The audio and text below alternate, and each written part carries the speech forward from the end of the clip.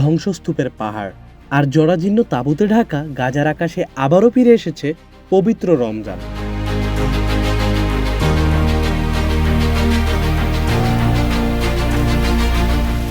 গত ২ বছরের ভয়াবহ যুদ্ধের ক্ষত আর প্রিয়জন হারানোর দীর্ঘশ্বাস বুকে নিয়েই শুরু হয়েছে সংযমের মাস। নিজেদের ঘরবাড়ি হারিয়ে যাযাবরের মতো এক শিবির থেকে অন্য শিবিরে ছুটছে মানুষ। বুলেটে ফুটো হয়ে যাওয়া তাঁবুর নিচে থেকেও ফুরিয়ে যায়নি তাদের বিশ্বাসের শক্তি।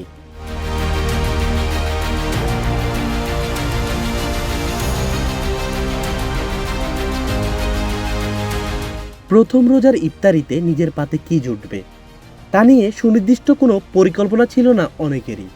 অথচ চরম অভাবের মাঝেও নিজের পেটে ক্ষুধা নিয়ে শরণার্থী শিবিরের অন্যদের জন্য রুটি তৈরি আর খেজুর বন্টনে ব্যস্ত সময় পার করছেন অনেকেই। সীমাবদ্ধতার মাঝেও লণ্ঠনের আলোয় শিশুদের মুখে হাসি ফোটানোর এক নিরন্তর চেষ্টা চলছে প্রতিটি তাঁবুতে। প্রতিবেশী আর বন্ধুদের সাথে দুঃখ ভাগাভাগি করে নেওয়াই এখন তাদের বেঁচে থাকা সম্বল। গাজার বাজারে এখন খাবার পাওয়া গেলেও দাম সাধারণ মানুষের নাগালের বাইরে। ত্রাণ সংস্থার দেওয়া সামান্য ডাল আর তেলের পার্সেলই এখন বড় ভরসা। এখানে রান্নার গ্যাস পাওয়া যেন একরকম গুপ্তধন। সেহরি আর ইফতারের সময় গাজাবাসীর একটাই প্রার্থনা, যুদ্ধ যেন আর ফিরে না আসে।